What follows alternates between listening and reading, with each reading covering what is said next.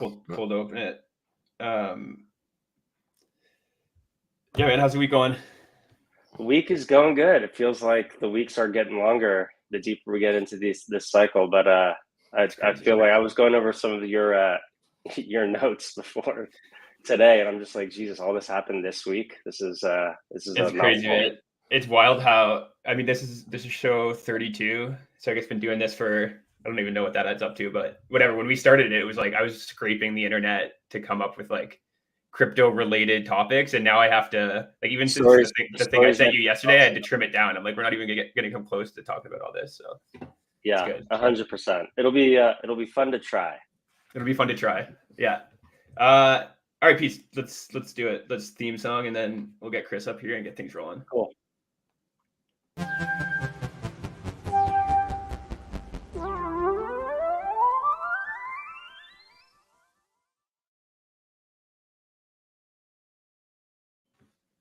All right, Derek, first theme song. I love it. It's so good. I love it. We're back. Episode 32 of Internet Explorers. Where we shoot the shit on the week in consumer crypto, and try to make some of it make sense, which is getting increasingly hard as the weeks go on, and somehow things just continue getting crazier. As you can obviously see, Jess is out this week, but I'm joined by an equally, if not more, well-spoken participant in the. Well, let's say equally. I have a high respect for Jess. Yeah, he's a good speaker. Derek, thanks for hanging out today, man. 100%. I'm excited to dig in and try and make sense of some of the noise happening out there in consumer crypto. And stoked you guys even asked me. I'm feel like I'm running on fumes these days, but excited to kind of unpack with you. Yeah, that's often how these Fridays go. Like the brain is cooked, and yep. I don't know. I feel like the better takes come out when you're exhausted and not overthinking stuff, right? So agreed. Yeah, excited to. I think I like Jess and I hang out too much, and I know what he thinks. I think sometimes before he even thinks it. So I'm excited to have a fresh perspective. I really don't know some of your kind of perspectives on the current meta. So yeah, really excited to get into it. So have a pretty packed show today. I'm going to kick off with Chris from Floor, bring him up in a sec, and then Derek, that second was what the fuck did Peace do on chain, which is a 5-minute segment where Peace shows us some weird part of the internet that I'm sure you haven't seen, and then. Yeah, some heavy topics. We got crypto social, token market fit, some polymarket, Notcoin getting into the TON ecosystem. Some fun stuff. We'll see if we get to the lightning round, put a bunch of stuff in there too. I doubt we will because we rarely do, but we'll see what happens. Awesome. But I know, Chris is running on a tight schedule today. I think had a pretty packed day of meetings. So let's bring him up. What's up, guys? What's up, Chris? Welcome to the show, man. Sure. Do you guys know each other? Thanks for having me. We know each other well.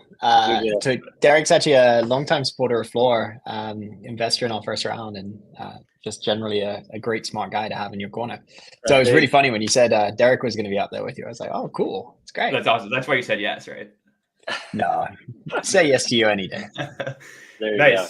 Yeah, man. Excited to hear more about what you guys have been cooking up. I think until probably this week, I was still pretty anchored on Floor as like the NFT portfolio tracker. I think started using it pretty early on when you guys first released. It was cool when NFTs were a thing, and then I think as that kind of calmed down and died, I lost track of it. But it was cool to see you guys have been cooking along and kind of moving along as the space has evolved. So yeah, excited to dig into it. Maybe to kick things off, do you just want to kind of take us back to the like initial starting point insight that led to your starting of Floor, and then we can kind of go from there.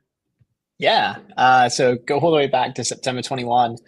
A lot of smart people were saying NFTs were cool, and I didn't know that yet. And so I started playing around, and Floor really came out of my personal journey of it was just way too hard to get started. It was way too hard to stay involved. It was way too hard to stay on top of stuff. And what started as a problem point turned into a set of beliefs, which is that NFTs and digital ownership are going to be fundamental and transformative to the internet over the next decade.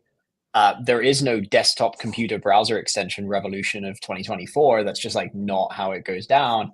Everything that's changed the way that we do stuff financially or socially for the last decade has been mobile first. It's happened where people are spending time with each other and where they're spending all their time and attention And so Floor is our take on what it means to build something that real people might actually be able to get started in Web3 with, that makes it fun and easy to do it together. And importantly, in a world of like decentralized complexity, brings it all together, and creates one space today that supports 9 chains, dozens of marketplaces. It just makes it really, really simple to for you to, as a person who's in the space today, stay on top of everything. But what we're really focused on now is how do we also make it really easy for your 5 curious friends to say like, oh, hey, here's $10 of DGen, like come on in and try it out and see this world through my eyes.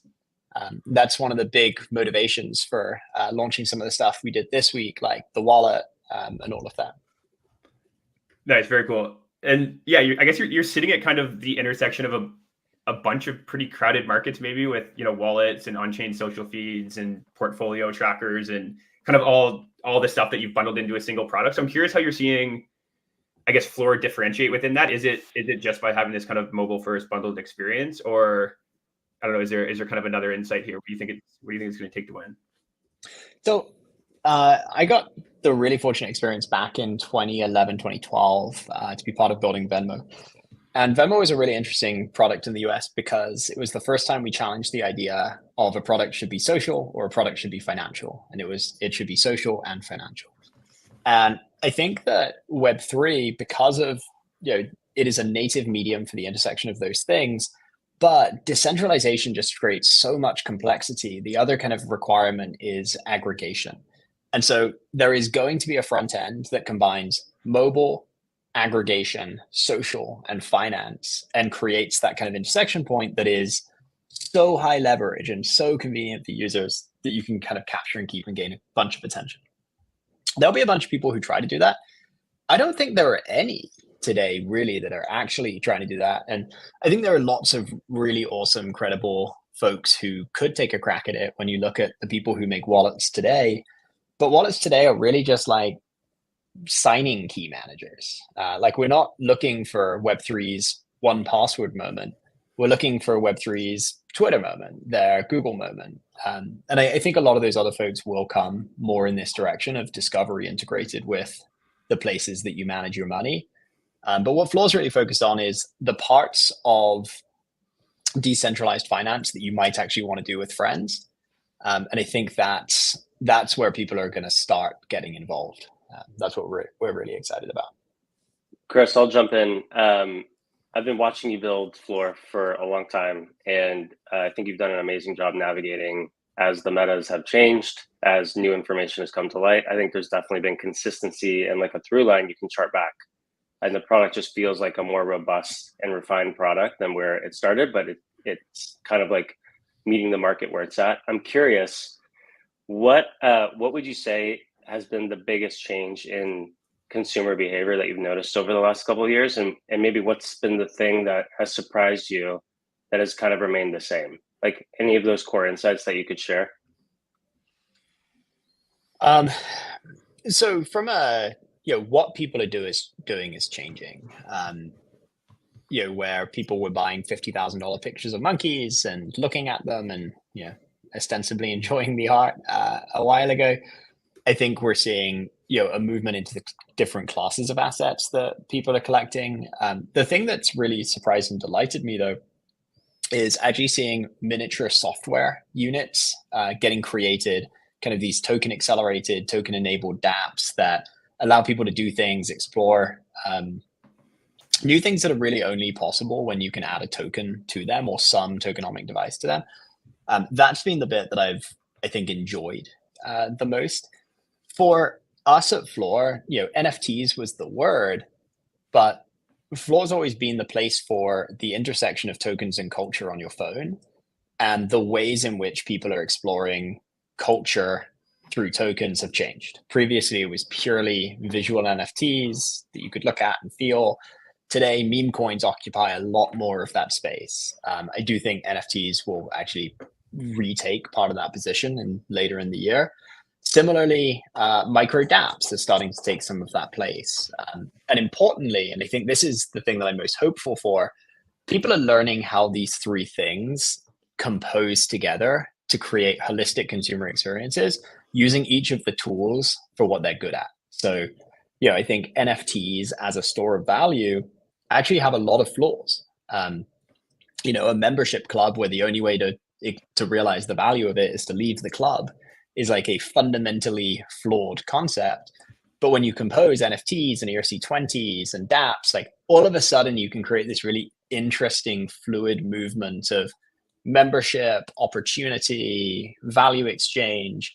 I think what I'm most excited about is people figuring out how to use those tools together better. I hope we can create interesting places for people to discover those interesting experiences and floor. Yeah, Chris, you kind of hinted at it that NFTs are probably going to come back at some point. But I'm curious, being someone who obviously started off very interested in NFTs and has probably thought deeply about them. Like, do you see them coming back in the way that they were around 2-3 years ago? Obviously, they'll come back in different forms, but I think we saw a punk sale in like the 20 ETH for the first time ever, or for the first time in like 3 years this week. So curious on your like kind of forward-looking take on the NFT ecosystem, and Derek, also interested in what you think. Yeah, I'd probably follow Derek on almost anything here. Like my general take is that there's a small rarefied strata of things that will always trade as they did back then. They're fundamentally important to the creation of a new industry. I don't believe long-term that the concentration of value in NFTs is actually the pattern that the industry is going to land on. So I think that, there's not as many as there certainly were in 2021. And I think we'll do more speculating on things that are, what is happening there? Do a lot more speculating on things that are, easier to speculate on and have less friction, like meme coins and stuff like that. Yeah, I'll plus one there. I think like the easiest way for me to kind of like tee up an answer is just to think about how value works in traditional spaces. And I think contemporary art markets are valued somewhere around like $2 to $3 trillion, and global GDP is like 100 trillion. And so like the product and service portion of blockchains to me represents a much larger TAM, to Chris's point. But $2 to $3 trillion is like still a massive multiple from where the NFT space is currently trading, and even smaller like the fine art component of like the NFT space. So if you believe that like blockchains are just a formatting revolution that's going to absorb a lot of these categories of value, I think everything has upside potential from here at pretty tremendous multiples. If you're pilled and believe like this is the tech stack of the future, which I happen to believe, but I think maybe the point of debate right now. Yeah, I mean, I think we're probably all in that camp. Cool. Yeah, Chris, you also mentioned, I think the potential power of Floor to just be a really great like onboarding door into crypto. I'm curious how you're thinking about. I think one thing we really need is just people going and like intentionally creating a market outside of crypto Twitter for their products. I think we just time and time again see people just launching in the same way to the same people, and you see the same things happen. So I'm curious how are you like intentionally going after that? Is there still just like a lot of room to grow within crypto before you worry about that? There's room to grow in crypto for sure. I'm constantly torn here between my optimistic hopes and just realistically growing like the business. Realistically, there is more conventional swap volume and kind of revenue to be made serving the people who are here spending millions of dollars than there will be in any short time frame by serving folks that want to bring $50 on chain and explore for the first time. And so there's just like a certain amount of realism that we need to serve the market that's here, because they're power users who, in a highly financialized transactional market, are spending very large amounts of money. On the flip side, I actually think that there's a reinforcing network effect. If you can be the place that those people can influence and be with the people that they're bringing onto the space, whether that's influencers bringing on influencees or people organically bringing in their friends, if you can create the place where they can do that together, and particularly if there can be rewards around doing that, I think one can actually serve the other. I think that being in Web3 with your friend or with the person that you look up to can be a reason to come into the product, try and get started. Equally, having those people here can be kind of a reinforcing network effect for the folks that build audience here. I really think someone needs to build something that is the default answer to, oh, you're curious and I'm in. you should go get X. Like there just isn't a good answer to that question today. I think the closest thing we have is in Solana meme coins. Probably the best answer is Phantom. I think that's the one place there's like some clarity. I don't see any clarity anywhere else. Like go get MetaMask, go get Coinbase wallet, maybe less, but like still kind of not really. It's just so unclear what the no-brainer onboarding products are. I think actually today the answer is more verticalized. So like if there's very specific things you want to do, there are like products that are pretty good at like, you know, if you want to do friend tech, like, yeah, go get friend tech. And like, that's a really good way to do friend tech. But as people think about branching out into exploring the ecosystem more generally, I do struggle with this idea of I have 75 different wallets and passkeys for 75 different sites, and I have no idea where any of them are. I do think we have a little bit of pain waiting for us in that particular avenue as well. Yeah, I feel like being almost the second place people go is like a really powerful position to be in, because I do think a lot of people are going to onboard into a product experience, right? There's going to be something that speaks to them. Maybe their friend tells them to go check out pump.fun or something, and you know they suddenly own some digital assets. They're like, oh wow, that's cool. That felt different than anything I've done before. Like what's next? And I think being the answer to that is a pretty powerful high leverage place to be. Do you have a guess, Chris? Like if is like, does your spidey sense tell you it's going to happen around gaming or collectibles or art or social, or like what do you think is the pass after the pass here if you were to take a stab at that? Honestly, and I think I would have given a different answer, Nick. Last year, out of pure optimism, I believe that a lot of the people who onboard during this cycle are going to do so on a speculative basis. And I used to hate that. And now I only somewhat, am worried about it for the space. But fundamentally, we say Web3 is a place where you can participate in the value of the networks that you're part of creating. And we do hope that those networks start to do more useful things. But actually, like if Floor was just successful at slightly changing the shape of the types of people who came to explore this early and so got to be being part of Web3 early, that would make me really excited. And so I think you need safe ways to get exposure to this, just like any other new emerging type of thing. And if we can make it simple and increase the diversity of folks, geographically, gender, racial, whatever that is, of folks who feel like this is a place for them and that they can actually safely explore, that would be really exciting to me, even if it isn't around a particular use case.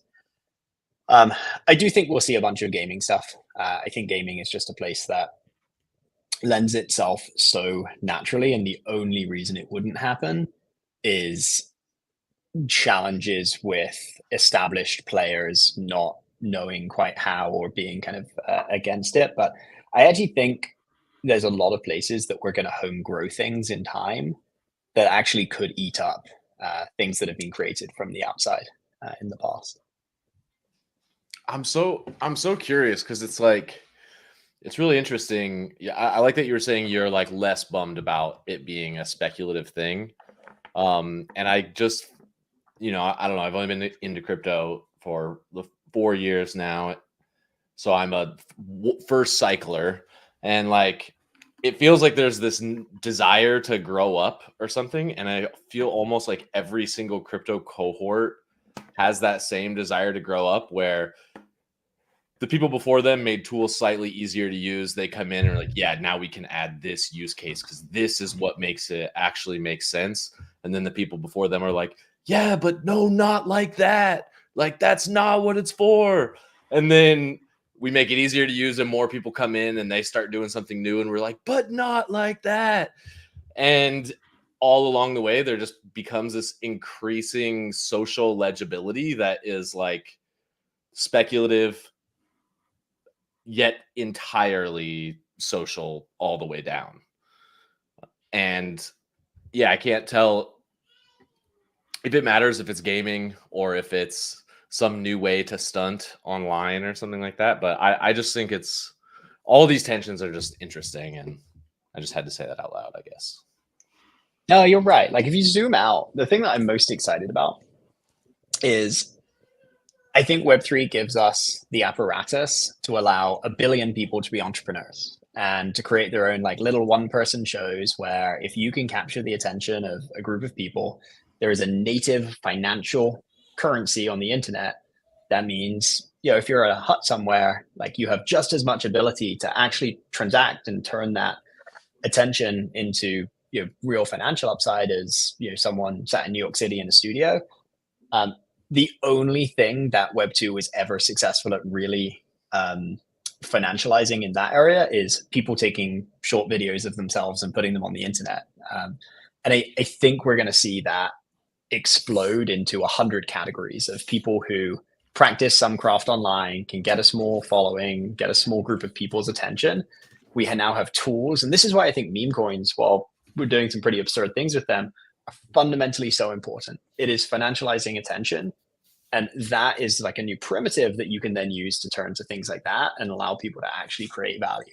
What we haven't done is allow kind of extraction by the creator very well yet. But yeah, I want to actually, so I love that view. And I don't know if it's often repeated, but there is this flattening between like the value creator and the value consumer that like this technology really does. And in traditional spaces, it's like the data is like this, 50% of GDP in the US is generated from small to medium-sized businesses.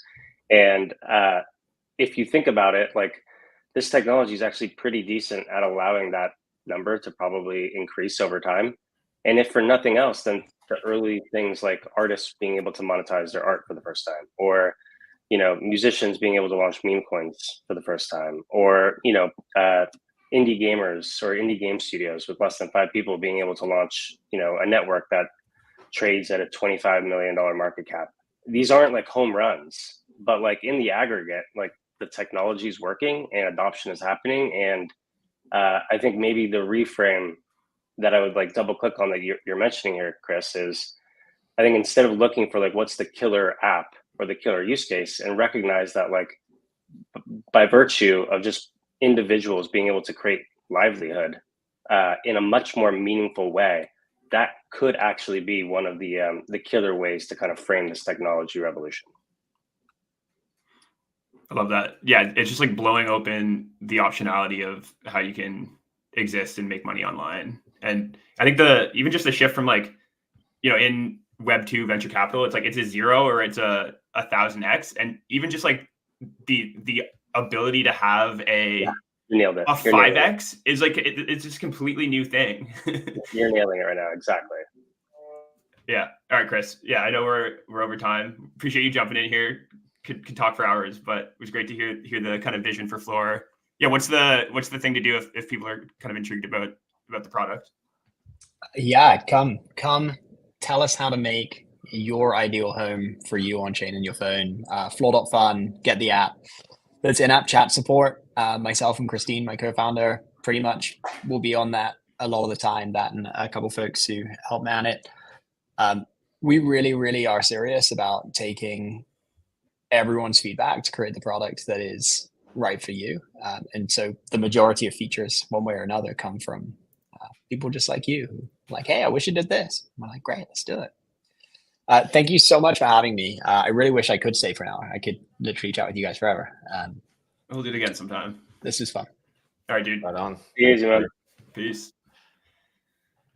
Nice. That was my first time ever talking to Chris, actually.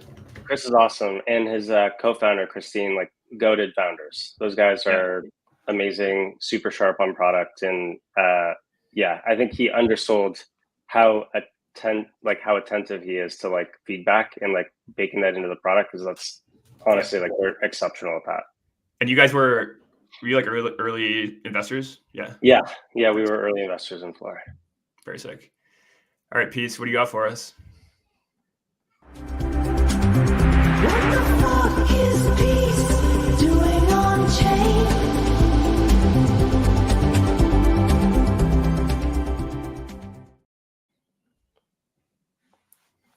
Nice. So pretty inactive week for me, unfortunately. And I missed this mint. But I love it, man. I don't know. Solana just continues to have these awesome drops, and they always sell out like immediately. So I miss this, and then it's great because you can just go to so this is edible kawaii. Sorry, I'm like jumping all over the place here, but it's 3,333 deliciously kawaii demons cooked by Kikilo on Solana. And this is a creator who like definitely was selling high-end, high-quality tokens on the Foundation app only 4 years ago. And now they're doing a Solana drop, and it's really cool. And they were dirt cheap, sold out in an instant. And so what did I do? I went to Tensor Trade, and I bought rares. You know, you flip that on. I don't know. Does it matter? It doesn't really matter. Probably. Oh, come on. You have a nice little Solana. I love these things. They do awesome drop. Like all the good art is dropping on Solana right now. Like it's pretty active, and there's some interesting, people out there making stuff. But I really liked these characters from the collection. So I grabbed this like faux Kirby Jigglypuff thing, which is kind of the signature Kikilo vibe. Like, can I even... I'm not spelling their name right. Oh, yeah, there we go. So this is this artist. They're super cool.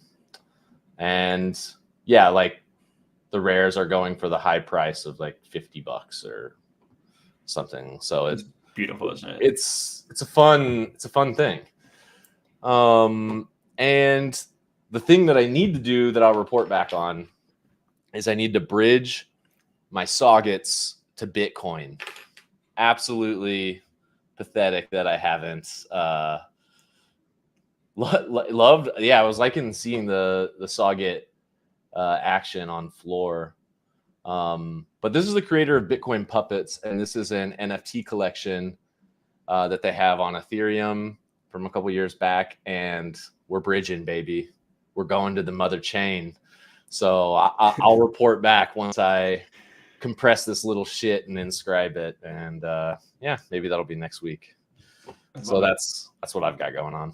Derek, are you collecting on Solana or Bitcoin at all? Yeah, I do a little bit. I've never heard of any of these collections, which is it's the point of the segment. Yeah. Yeah, no, this is awesome. I'm not even quite sure what I'm looking at right now, but it's the art's killer. What's the end game for the Kawaii collection? I think we already reached it. I think the collector has monetized, and people who bought it can trade it. And I think that's it. I think so. That's awesome. Yeah, I mean, that's all I wanted. I was like, I'm not gonna not own one of these. They're cool, and that's as far as I thought on my end. Awesome. You don't need to go any further. Yeah, I feel like that was a big downfall last cycle, was just trying to like layer on utility or overcomplicate these things, and owning digital assets is just amazing in its own right. Totally. And I really like, can I find the thing if I search Kawaii Demons Solana NFT? I don't know. What do we get? Here we go. Yeah, these sites, they're like all the NFT drops are always on, like Launch My NFT or like Truffle. And I just like the vibe because you get to create these different time slots. Maybe some of them are allow lists, and you get a price each individual one. Oh, that's cool. People do these like 24-hour drops, and it's like always on a janky product, but I don't know. They go quick, and it's. And what was the dollar value for minting? Like, what did you pay? Well, I missed the mints, so I don't know. I paid like 0.09 Sol for one and 0.3 Sol for another. Awesome. I love it. They're like, oh yeah, public mint was 0.1137 Sol. It was like dirt cheap. Yeah. Cool. Very sick. Thanks, Peace. Yeah. Right, let's jump to crypto social. So I just kind of created this like umbrella topic here because I think generally it was just an insane week on the timeline. Every time I opened it, people were just mad about something, trying to make sense of like what the hell was happening in consumer crypto. I think, saw just Mother performance and celeb coins just having crypto purists in shambles. I think people continue just using like friend tech to make these broad generalizations about, the opportunity in crypto social. And I just continue seeing this general sentiment right now that you like can't build lasting consumer products here, or like no one, and it's just going to be these kind of like rotating casinos and gambling forever. And I just like strongly disagree with that. So just wanted to create some space to kind of. Yeah. Well, what's your take? I'm curious to hear what you think. Yeah, I think first of all, the like speculation and financialization of anything is just the most tangible killer feature of crypto. And it unlocks experience that I think are just so much more obviously differentiated from anything in Web 2 than any other property of blockchains. So I do think we need to like accept that meme coins or, things that are similar as the most accessible version of this, like are going to probably be the things that onboard the most people over the next year and attract the most people here over the next year. But also think it's kind of a decent way to learn about digital ownership and wallets and, markets and participate in internet culture and make internet friends. So actually, I don't know. I don't think that's a bad thing. And I do think we also need to kind of accept that we just don't have enough people doing stuff on chain yet for the real promise of social products kind of built on shared data and interoperable identity and digital ownership to just be better than, Twitter, Instagram, TikTok. Like most of our friends aren't here. We need something to get them here before we're going to actually have enough on-chain data for this stuff to be interesting. So I kind of think we need to almost what we need is like better products that actually lean into the kind of like stark differentiation of meme coins and speculative digital assets, and then kind of like create increasingly meaningful social contexts around them. And then kind of over time, the like social job that these products can perform and serve starts to kind of eat away at the kind of like pure financial jobs that they serve. So I think it's kind of this, couple step process of probably going to be speculation and, meme coins and things like that attract people in. Then we need to, hook them with increasingly useful, social products. I think we're just recently with like the state of infrastructure, we're actually able to build decent consumer products for the first time, like, week after week, the stuff that this infrastructure is unlocking, I think is pretty meaningful and profound. So I also just don't think we've had enough time and cycles to really, build the great products that we need. So I think kind of a combination of that, but curious what you think. Yeah, I don't know if I have anything insightful other than what you just said. I totally agree. I guess the way I think about it is like I think the comment that Vitalik is making, I would argue that like we are moving in a better direction, and we are year after year. There was this old adage where it's just like the best marketing for Bitcoin was the price going up. It like brought people into the space, like they were able to speculate on this, fixed supply, scarce object as the network grew.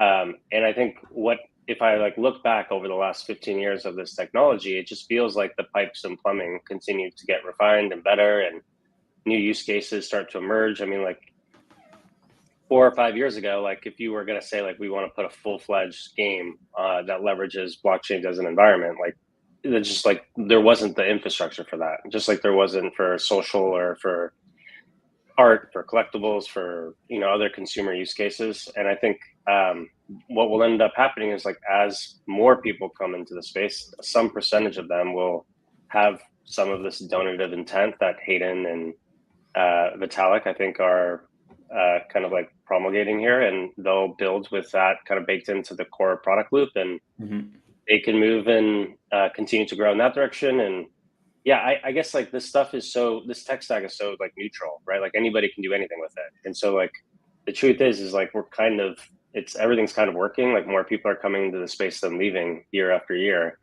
And some percentage of that are going to be people who want to build with more of like a purpose or donative purpose in place. And I think that's just time is going to solve and sort through that a bit. I feel like too, like, I don't know. It's just kind of interesting because I don't think that Hayden nor Vitalik launched a token with any mechanism that protected people or didn't dump to minus 90%. And it just feels like an arbitrary decision on like what is a business and what is not. Like the argument that Stoner Cats is more valuable because they were going to produce a show feels really silly when I know nothing about the distribution of that. So whatever, I can't speak on it, but it just seems like there's a ton of value in things dying and like fast. Yeah.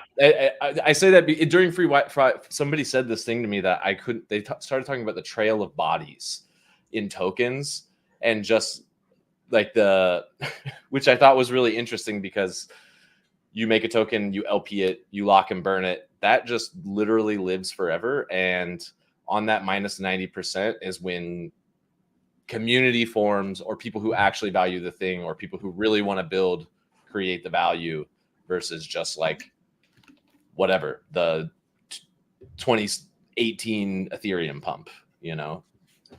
You said something really interesting, and like we don't have to make this like a gendered conversation, but I do think that there is something interesting about like the business of selling block space, which is what Vitalik did with Ethereum, the business of facilitating a market through this AMM structure, which is what Hayden is doing, and the business of Iggy as an entertainer and creating an entertainment product and like products that extend from that, and privileging the first two while like kind of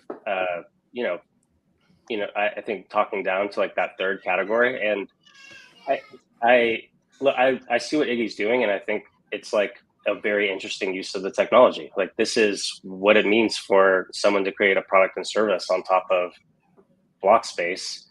And I think we're just going to see more of it. And I think that's okay. 100%. Yeah. I think just more of everything I think is just good. I think the thing we probably are missing a bit of is I mentioned it talking to Chris, is just the people like intentionally going after not crypto Twitter.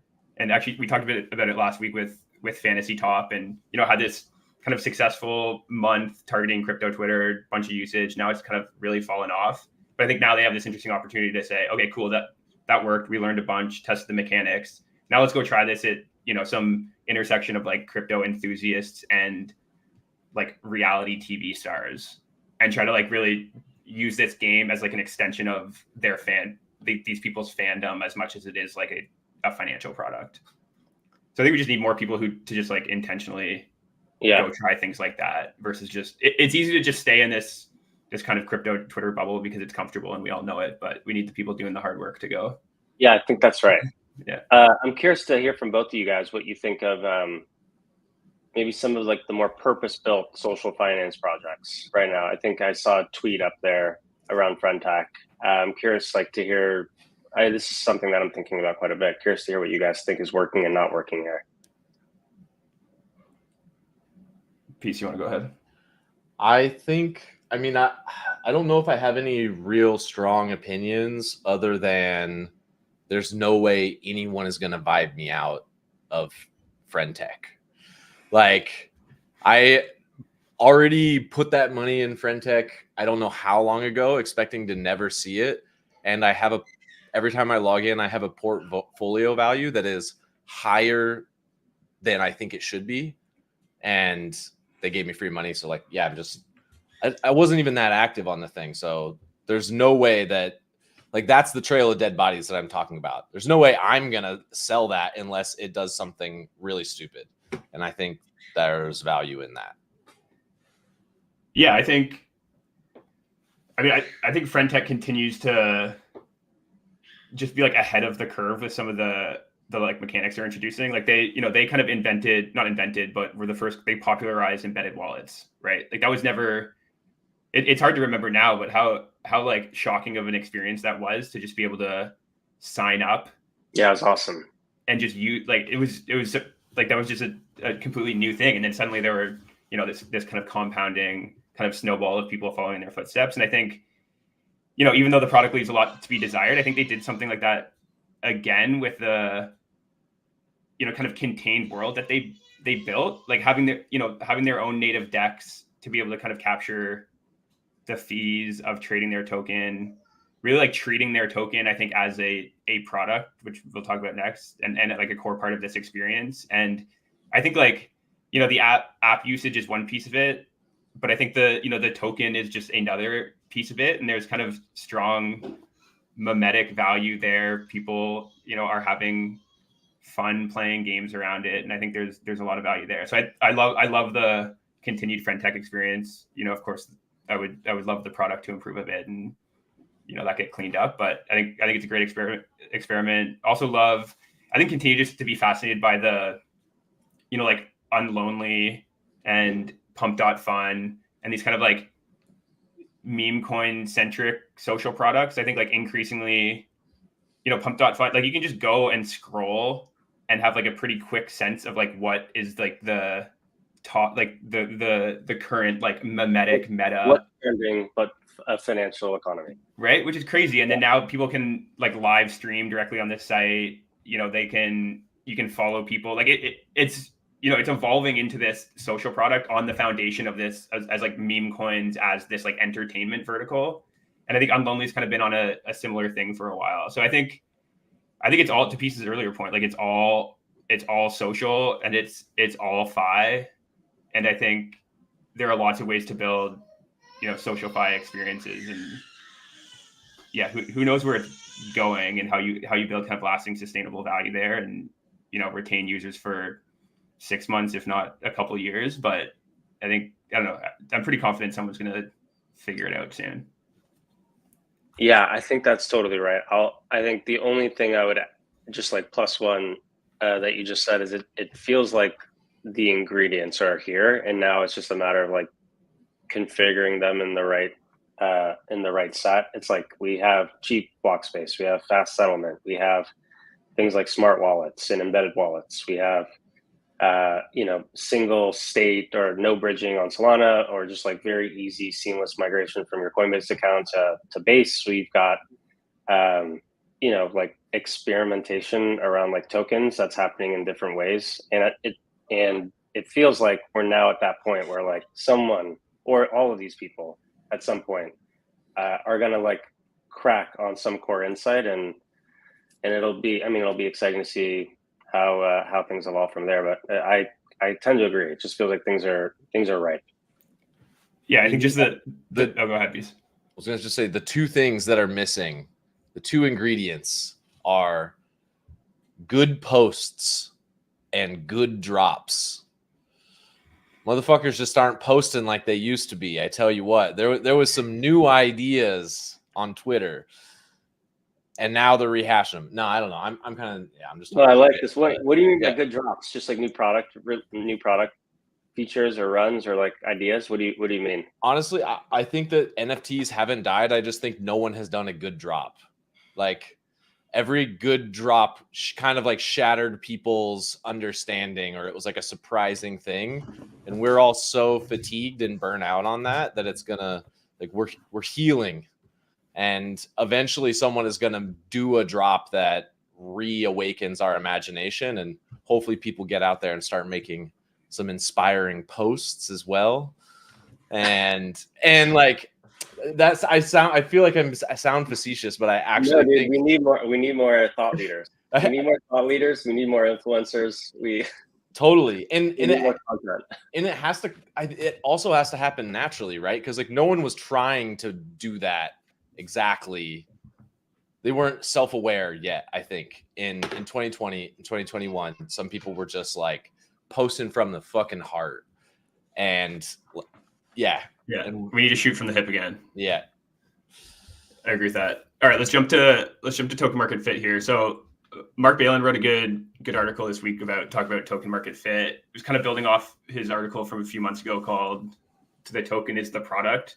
But really, he just, you know, explores how, you know, he thinks you make a token people want, and really like looked at it through kind of the frames of narrative discovery and more efficient venture capital. So kind of talked a lot about the challenges of like balancing narratives that appeal to the broad market and will drive token demand with kind of the, you know, the reality that the largest opportunities are often contrarian and misunderstood, you know, and then kind of goes on to like summarize the big goal of tokens, of course, to being to like attract high value contributors and participants who really believe in the mission and are willing and capable to support it with their capital and energy. So, nothing like hugely groundbreaking in here, but I do think the perspective of tokens as products is still pretty like underappreciated, but I think it's getting increasingly important as we kind of move, away from these like infrastructure focused cycles when, tokens very much were de facto equity and kind of like governance mechanisms and narratives were like very much enough to kind of serve that,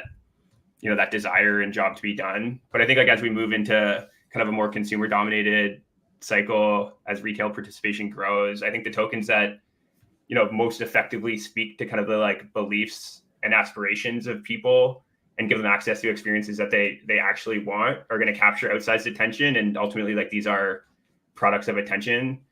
So I think, actively like really treating products or tokens as products and actively going to create a market for your token, making it feel great to own, creating meaningful social contexts for it to exist in and provide value within are just going to get increasingly important looking forward. So I think really just wanted a great article worth reading. Wanted to kind of emphasize like tokens or products. But Derek, curious how with portfolio projects or just generally, like how do you think about or talk about tokens with them? Yeah. So really interesting stuff. I haven't had a chance to totally unpack the arguments here, so I might be meandering or misstating them. But I think the first thing I'll say is I don't know if I would paint with as broad of a brush in terms of just like the token is the product. Like a couple of examples off the top of my head. We work closely with a team called IYK. They don't have a token, but what they do is, create products and services that allow these off-chain objects to be indexed on chain and for networks to be created around them. And gaming companies and fashion companies and real world object companies are now leveraging these NFC chips on their apparel, and there's no token coming. And I would say like they're increasingly creating a valuable crypto company. Art Blocks is another one, no token. At one point, I think the number showed it did like 1.7 or 1.8 billion dollars in GMV. And like the list goes on. We've done a handful of deals that have been acquired and never had tokens. So I don't know if I would say like the token is the product for all of crypto, just as a kind of primary statement. And the Chris at Floor is another great example. No token, indexing on-chain actions, creating social products. I think for projects that do have a token, I do agree with, I think, some of the points that the author is making here, which is just like, this thing is like a sharp knife, right? Like it can cut both ways. It can be a massive like lightning rod for attention, for networking, for creating an army of believers in your product or service. And like that's a superpower that we just didn't have before with internet-based software. It's also a knife in the sense that like it can cut you, and like if you're not doing it correctly. And so like I do agree with, I think, the general thesis here, which is just like there is some thoughtfulness that needs to be baked into like how these economies get built and networked and created over time that that can either supercharge your product or like completely handicap you from growing. Totally. Do you think? Yeah, very much agree that if you have a token, it's your product or needs to be treated as a very like important extension of your product. Not a hard requirement to have one, of course. But do you, I guess, like think about or looking at Art Blocks, for example, like, should they have a token? Would you like them to have a token, or like how? It's an interesting thing to think about. Art Squiggle Art Squiggle is just like the passive proxy to the Art Blocks ecosystem. I think some people think so. I think there's probably some of that. But there's not like an ERC20 floating around out there that gives you like governance exposure to like how the contracts get like evolved and pushed, and some of like the fee structure gets kind of like spit out to artists and creators and so on and so forth. I think the does a token supercharge that product? I think maybe, but I also will say there's there's quite a bit of surface area to cover to build like an art institution on chain that doesn't really have anything to do with the community ownership at this stage. Do I think that my view is like blockchains eat all of this stuff. And so like at some point it makes sense to maybe make the governance structure of all products and platforms touch blockchains. But I'll also say like sequencing that out is probably the thing that I would really focus on for every individual project. For some, tokens on day one make sense. Like I'm a big believer in things like fair launch, like credibly neutral architecture that like incentivizes people to come together and build like lasting value, or like you know, the Iggy token, like that is a product. Like she's building an entertainment product right now that people are rallying around and excited about. And I saw yesterday that she's now, you know, creating a store where you pay the Iggy token Mother to like buy the shirts, and everything's denominated in Mother. And you can imagine additional token syncs to create other additional loops for future products and services that Iggy and maybe others on her team create. So I don't know if I'm totally answering your question, but like it's to me, it's like very much like it depends. Like I just don't know if there's like a shotgun answer for every project building a you know, a protocol or a platform in our space. Totally. I think they're both viable paths, right? Like could Art Blocks launch a token and really evolve into a network that is potentially the, you know, more broad than just the, you know, the Art Blocks website and protocol? Like definitely. Do they need to? Of course not, right? They $1.5 billion in GMV. I think I haven't actually checked in on it recently, but continues to do well, I assume, in some form. I mean, like up and down. I mean, like so I need to dig into this article, and I think he's probably got some good insights as to like how to make a token valuable and why to be thoughtful about it. So I'm sure there's some good stuff in here that I definitely agree with. But yeah, I think it's just like I would never push a protocol or platform to like get that thing out in the wild, because like sequencing, I think, is very much an important part of the calculation here.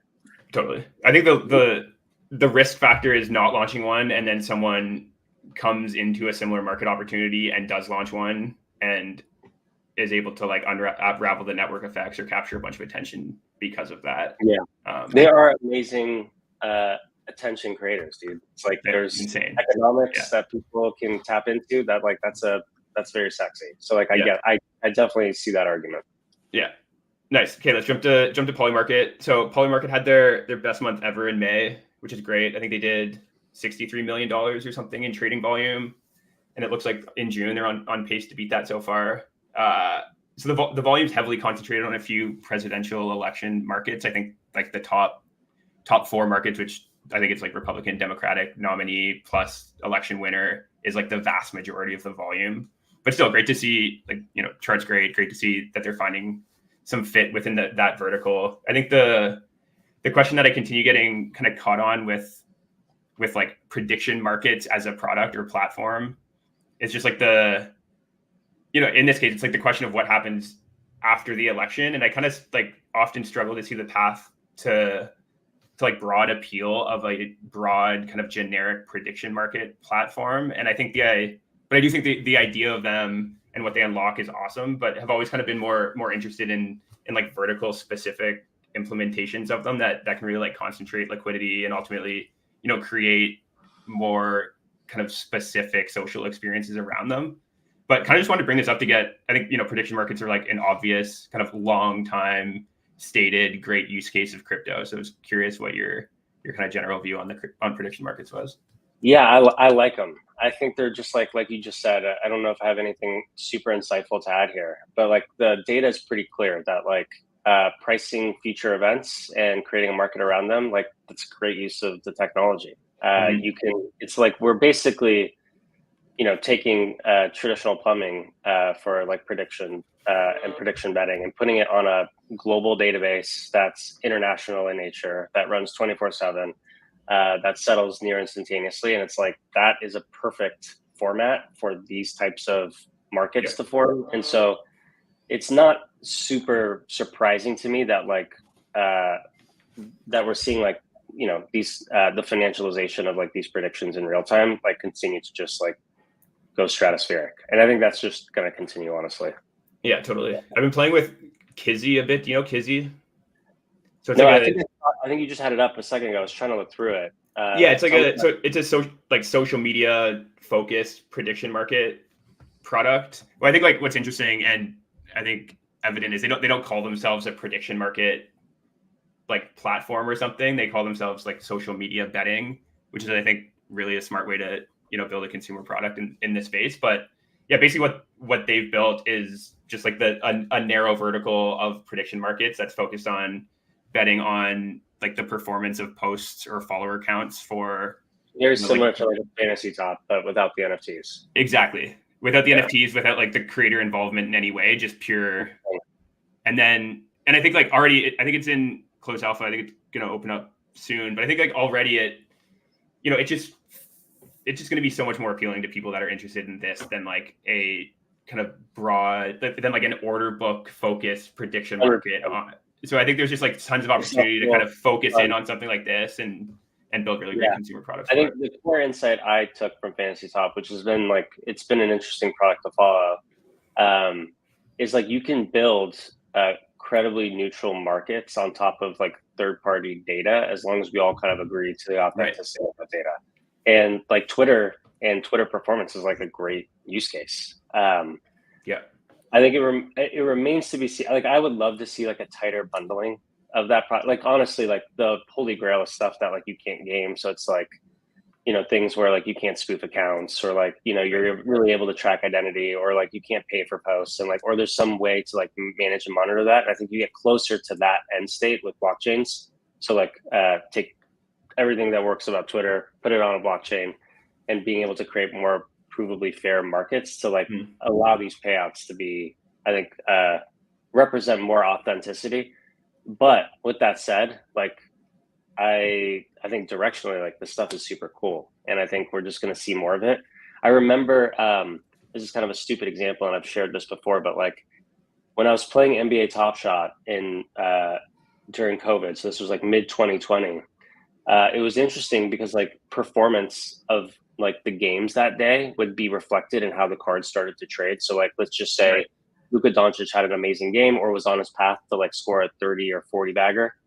Like his cards would start to trade in the market like while that game was going on. And it was the first time that I had started to see like markets forming around real world information that everybody could kind of agree on.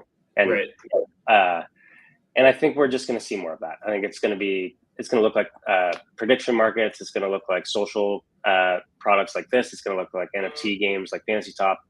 So I definitely love the category, and like I'm curious to see how it unfolds. Yeah, no doubt. All right, let's jump to Knockoin quick. So I'm curious how deep or how much you guys have looked into like Ton as an ecosystem. So I talked about Knockoin way earlier this year. I think it was January, when it was kind of like first catching steam, and just kind of played with it a bit. It's just like you tap the coin, and that was kind of the game. But you were mining, this token that would be eventually released, and it was released last week, I think, and they ended up having like 35 million people play. Peaked at like 6 million DAOs. This token's trading at like a $2.2 billion valuation. So like crazy performance for this like tapping game distributed through like a pop-up in Telegram. And then now we're seeing Hamster Combat, I guess, is like kind of blowing their numbers away. Like they've had like 100 million unique players of this game. So I don't know, there's something happening in Ton, and Telegram is like a distribution channel. Not super deep in it yet, need to be, but curious how much you guys have looked into it.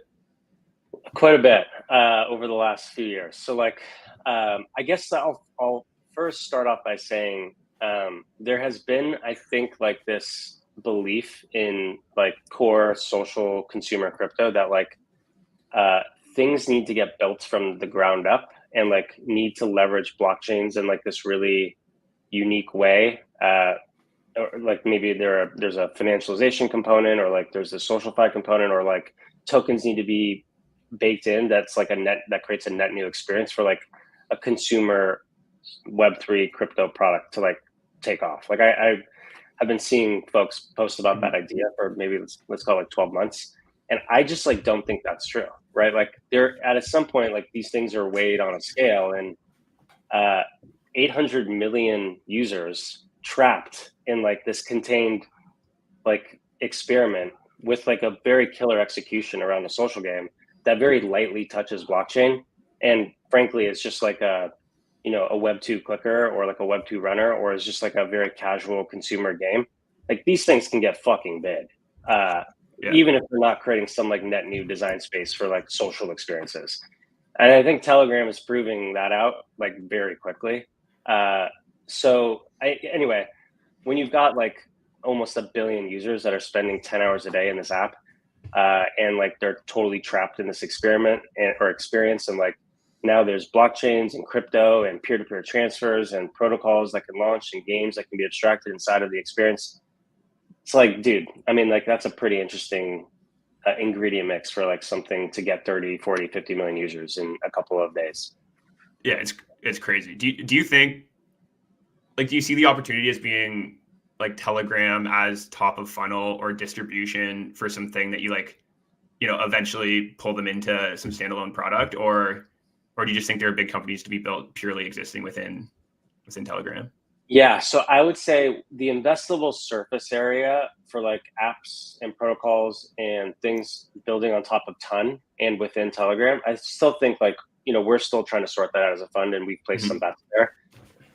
But I guess the larger point is like there's definitely value there. Like I mean, you know this, dude. Like this is an attention world we live in. Like and I mean, I don't know about you, but my entire life runs through Telegram. Professionally, personally, it's like we're all very much like captive users inside of like this attention network. And I think there's going to be like slam dunk home run products that like come out of this thing. And frankly, like it'll probably earliest look like a completely different segment. It's not going to be like the hardcore crypto users that want to see innovation or some net new design space get unlocked around social. It's probably going to be people who want to click their screen 1,000 times a day and you know, have some like ownable, you know, ecosystem reward token that they can use in all sorts of other ways.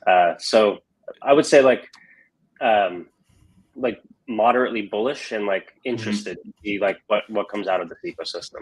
Yeah, I agree with that. All right, well, we're over time. Peace is pulling up pictures of shirtless Bezos, so I think it's time we log out of here and shut this thing down. I just think it's interesting. I think that there's got to be, I don't know what's going on, but there's like a bald CEO meta going on with this, because like the CTA that you have is you like shave your hamster and then you become a CEO, which I just fuck with. I'm going to be paying more attention to hairless people from now on out.